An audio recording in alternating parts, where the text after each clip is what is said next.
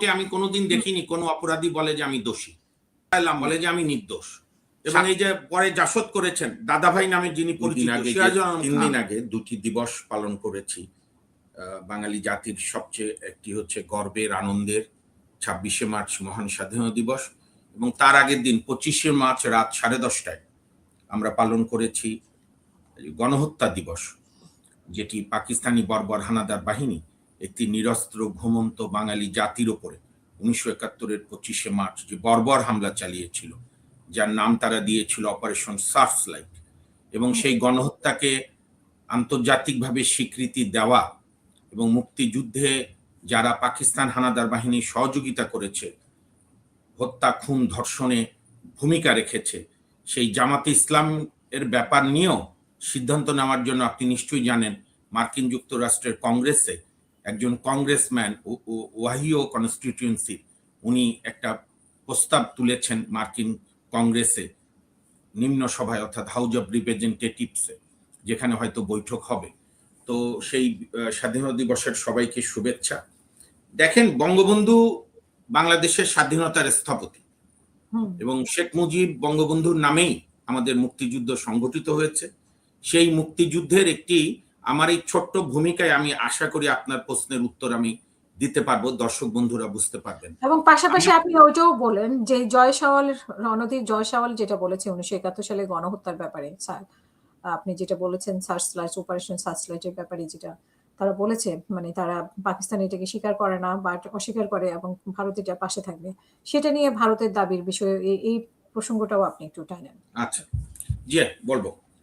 তো আমি খুব সংক্ষেপে, আমাদের মহান মুক্তিযুদ্ধ এইটা হঠাৎ করেই কোন এক বক্তৃতায় বা শুধু বঙ্গবন্ধু জিয়া রহমান মিলেই আমাদের মুক্তিযুদ্ধ সংগঠিত হয়ে গেল, এইভাবে ইতিহাসকে সরলীকরণ করলে আমাদের পূর্বসূরি যারা 1948 সালের 30শে জানুয়ারি যে তরুণ 4 যুবক পাকিস্তানের father of the nation, Pakistan রাষ্ট্রের মোহাম্মদ আলী জিন্নার মুখের ওপরে ঢাকা বিশ্ববিদ্যালয়ের কার্জন হলে যখন জিন্না বলেছিল Urdu and Urdu shall be the only state language of Pakistan, তো তার বিরুদ্ধে যে 4 তরুণ ওই কার্জন হলের হল রুমে নো নো বলে চিৎকার করেছিল, সেখান থেকে যে বাঙালি জাতির ভাষাভিত্তিক রাষ্ট্রের বীজ বপন হয়েছিল, উন্মেষ হয়েছিল।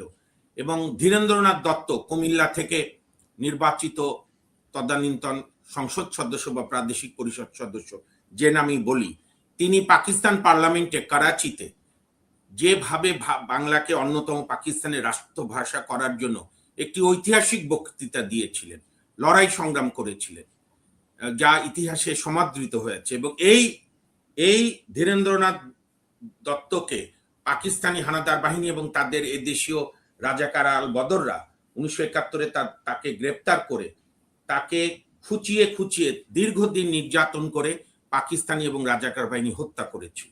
আমরা সেই 52 ভাষা আন্দোলন যখন পালন করি 21 ফেব্রুয়ারি, আমরা কেউই ধীরেন্দ্রনাথ দত্তের নাম বলি না, সালাম বরকত জব্বার এটা বাধ্য হয়ে বলি। তো ফলে আমাদের এই মুক্তি আন্দোলন প্রত্যেকটার সঙ্গে সংযুক্ত। আপনার 48-এর 30শে জানুয়ারি সেই প্রতিরোধ, আপনার রাষ্ট্রভাষা পরিষদ গঠন, ধীরেন্দ্রনাথ দত্তের পাকিস্তান পার্লামেন্টারি লড়াই, 1952 সালের 21শে ফেব্রুয়ারি ছাত্রদের স্বতঃস্ফূর্ত আন্দোলন, কারাবন্দী জেল নেতা তরুণ নেতা শেখ মুজিবের সমর্থন, পূর্ব পাকিস্তান আওয়ামী লীগ নিষিদ্ধ ঘোষিত পূর্ব পাকিস্তানের কমিউনিস্ট পার্টি, এখন যেটা বাংলাদেশের কমিউনিস্ট পার্টি, মুজিবুল ইসলাম সেলিমরা যার নেতা, এখন অন্যরা নেতা, সাজ্জাদ জহির চন্দন এবং আব্দুল্লাহ আল কাফি রতন। তো এই যে, এবং ব্যাপক মানুষের ভাষামতিন, যিনি ভাষামতিন হিসাবে টাইটেল পেয়েছেন, গাজীউল হক থেকে শুরু করে অসংখ্য ডাক্তাররা ছিলেন, মহিলারা ছিলেন। এই যে আমাদের সাবেক প্রধান বিচারপতি সৈয়দ রেফাত আহমেদের মা ডক্টর সুফিয়া খাতুন ওই আমলে মহিলাদের নেতৃত্ব দিয়েছেন ভাষা আন্দোলন। তারপরে 54 হক ভাসানী সরদ্দিন নেতৃত্বে যুক্ত ফ্রন্ট, আমাদের 21 দফা। আপনার এখানে যে সমস্ত সোকল বুদ্ধিজীবীরা আসে তাদের জিজ্ঞেস করেন তো 21 দফা তারা কোনোদিন পড়েছে? সেই 21 দফাও আমাদের স্বাধীনতা আন্দোলনের অন্যতম প্রতিকৃত। আমরা পাকিস্তানিদেরকে বলছি তোমরা আমাদেরকে মর্যাদা দাও, স্বায়ত্তশাসন দাও। পাকিস্তানিরা প্রথম থেকেই আমাদেরকে সেকেন্ড ক্লাস সিটিজেন করে দিয়েছে। তারপরে 54 পরে মন্ত্রিসভা ভেঙে দিল, হক ভাসানী সরদ্দি সরকার টিকতে দিল না, 58 সামরিক শাসন, 62 17 সেপ্টেম্বর শিক্ষকদের ছাত্রদের আন্দোলন, যেখানে তদানীন্তন পূর্ব পাকিস্তান ছাত্রলীগ, যেটা বাংলাদেশ আওয়ামী লীগের ছাত্র সংগঠন, ছাত্রলীগ এবং পূর্ব পাকিস্তান ছাত্র ইউনিয়ন বামপন্থীদের তাদের মিলিত প্রয়াসে 62 17 সেপ্টেম্বর শিক্ষা দিবসের আন্দোলন, আপনার ওয়াজিউল্লাহর রক্ত দেওয়া, 66তে বঙ্গবন্ধু বাঙালির মুক্তি সনদ ঘোষণা করলেন। এবং 6 দফাটা আপনি মনোযোগ দিয়ে পড়ে দেখেন তো, এক স্বাধীনতা শব্দটি ছাড়া আর সবই ওখানে বলা হয়েছে। এবং সেটা দিলে বাংলাদেশ কার্যত স্বাধীন। এবং 66 6 দফা আপনার 7ই জুন পালন করতে গিয়ে এই তেজগাঁও অঞ্চলের শ্রমিক নেতা, আওয়ামী লীগের শ্রমিক নেতা মনোমিয়া শহীদ হলেন। অন্যান্য দেশে বঙ্গবন্ধু একের পর এক জেলে গেলেন। আপনি কি জানেন বঙ্গবন্ধু শেখ মুজিবুর রহমান মানে বিভিন্ন সময় ধরলে 12 বছর 4 মাসের বেশি জেলে ছিলেন। যখন উনি টানা জেলে আর মাঝখানে ছাড়া পায়, তখন এই যে শেখ কামাল বঙ্গবন্ধুর জ্যেষ্ঠ পুত্র, তখন বোধহয় রেহানা এবং জামালরা তখনও হননি, শেখ হাসিনাকে মানে হঠাৎ করে খেলতে খেলতে দেখে বঙ্গবন্ধু বসে আছে বেতের চেয়ারে, বলছে হাসু আব্বু তোমার আব্বাকে আমি একটু আব্বা বলে ডাকি, কারণ তার আইডিয়াই নেই যে তার বাবা আছে, খালি জেলে। এই লোক 72 পরবর্তী বঙ্গবন্ধুর শাসক বঙ্গবন্ধুর ব্যর্থতা নিয়ে হাজারো আলোচনা করা যাবে, নিন্দা করা যাবে, সেটা করা যাবে বা করাই গণতান্ত্রিক অধিকার। কিন্তু আপনি এই মানুষকে আপনি উধাও করে দেবেন। তারপরে 69-এর গণঅভ্যুত্থান, যেখানে বঙ্গবন্ধু আগরতলা ষড়যন্ত্র মামলায় জেলে, সারা বাংলাদেশের মানুষের একটাই স্লোগান, জেলের তালা ভাঙবো, শেখ মুজিবকে আনবো। তখনও বঙ্গবন্ধু উপাধি হয়নি। এবং 69-এ যখন উনি ছাড়া পেলেন বঙ্গবন্ধু, তখন ছাত্র জনতার পক্ষে তদানীন্তন ডাকসুর ভিপি তোফায়েল আহমেদ এবং এই যে পরে জাসদ করেছেন দাদাভাই নামে যিনি পরিচিত সিরাজুল আলম খান, তিনি এই বঙ্গবন্ধু নাম চয়েস করেছিলেন, তোফায়েল আহমেদকে দিয়ে প্রস্তাব করিয়েছিলেন। এবং আপনি আরেকটা জানেন, 62 সাল থেকে পূর্ব পাকিস্তান ছাত্রলীগের মধ্যে একটা নিউক্লিয়াস হয়েছিল, যার 3 নেতা ছিল, সিরাজুল আলম খান, আব্দুর রাজ্জাক এবং কাজী আরেফ আহমেদ। কাজী আরেফ পরে জাসদ করতেন, আততায়ীদের গুলিতে শহীদ হলো 1998-99 সালে। তারা ছাত্রলীগের মধ্যে র্যাডিক্যাল অংশ তৈরি করছিল, যারা বিশ্বাস করত যে এই পাকিস্তানিদের সঙ্গে আমাদের ঘর করা যাবে না, তারা বাঙালিকে মনে করে। এই যে আমাদের সেনাবাহিনী তরুণ অফিসাররা, সৈন্যরা, কেন তারা আমাদের মুক্তিযুদ্ধে সবার আগে ঝাঁপিয়ে পড়েছিল?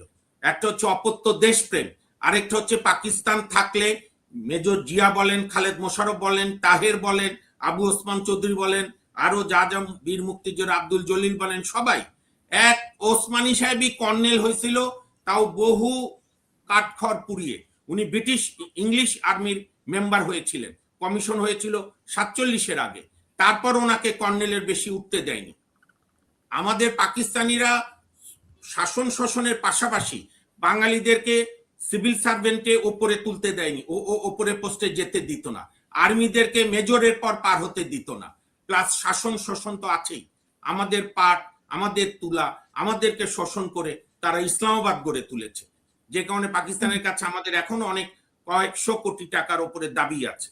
তো সেখান থেকে যখন জাতি প্রস্তুত হলো, 70-এ নির্বাচন দিল, আমি শেষ করে আনছি, 70-এর নির্বাচনে বঙ্গবন্ধুর নেতৃত্বে আওয়ামী লীগ নিরঙ্কুশ, মানে কি 2টা আসন বাদে সব পেল, 167 প্রাদেশিক আসনে।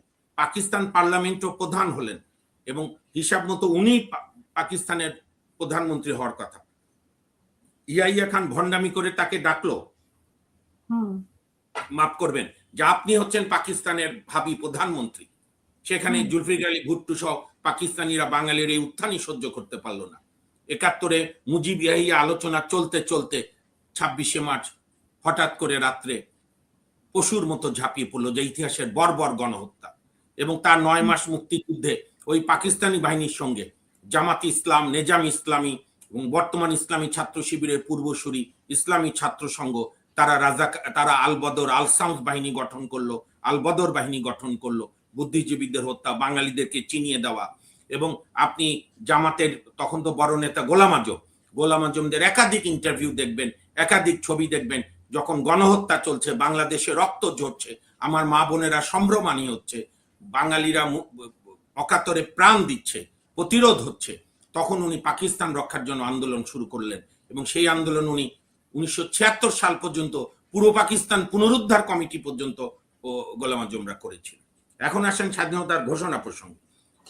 তো ওনারা তো বলছেন যে ওনাদের মানে ওনাদেরকে যেভাবে বলা হচ্ছে বা এই ধরনের একটা অপবাদ দেওয়া হচ্ছে, আসলে ওনারা এগুলোর সাথে প্রত্যেক অপরাধী কোর্টে, শোনেন, আমার এই কোর্টে আমি কোনোদিন দেখিনি কোনো অপরাধী বলে যে আমি দোষী, বলে যে আমি নির্দোষ। সাক্ষ্য প্রমাণ দিয়ে প্রমাণ হয়।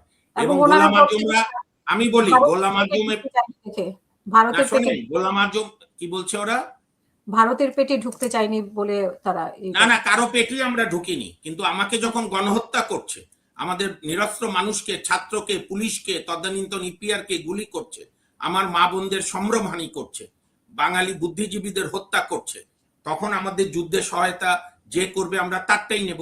ভারতও সহায়তা করেছে, সোভিয়েত ইউনিয়ন করেছে, সমাজতান্ত্রিক বিশ্ব করেছে, উদার ইউরোপিয়ান রাষ্ট্ররা করেছে।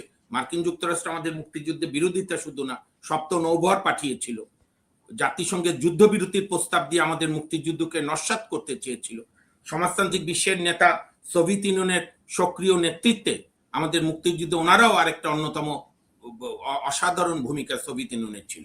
এখন আসেন মুক্তিযুদ্ধের ঘোষণা, যে বাঙালি জাতি এই যে এত দীর্ঘ আন্দোলন